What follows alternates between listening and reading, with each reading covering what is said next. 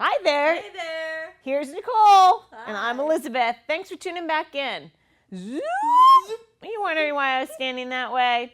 As Nicole gets down into side lying leg lift series, I have to tell you that people just think we're here just lifting our legs, doing circles, and they think it's just the leg exercise. The thing that makes Pilates different is that we're always thinking about the whole body. And typically when people do this exercise, they're leaning into their body and they're just hanging out on their elbow like this, and they create a side bending effect. And this is, you took them up and you stood them up, this is what they look like.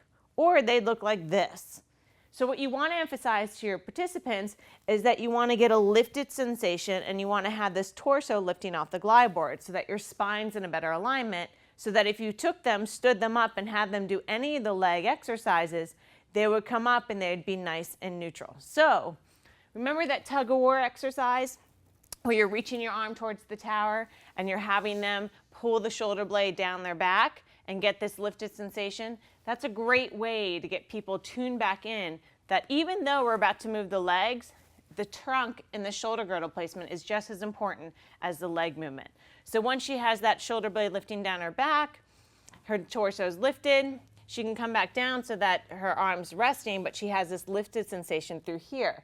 Now you as a instructor can come in if your participant needs it and have her lift her leg up and down. We'll just do leg lifts right here.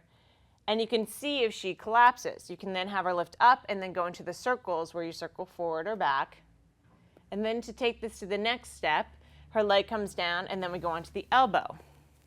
Now typically with the elbow placement, I see a lot of this in class.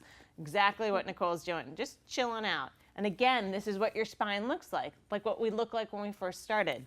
So again, you want that elbow and shoulder in a good alignment, and feel as if you're pressing through the entire forearm, not just through the elbow, so you really get that engagement right through the shoulder girdle into the lats.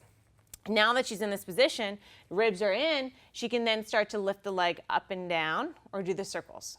So hopefully this helps you out when you're thinking about doing a leg lift, and a leg lift is not a leg lift. There's a lot more involvement in it. And really telling your participants that the shoulder girdle is just as important, and even demonstrating to them in class like we did when we started, is a really great visualization for them to understand why this is as important as this.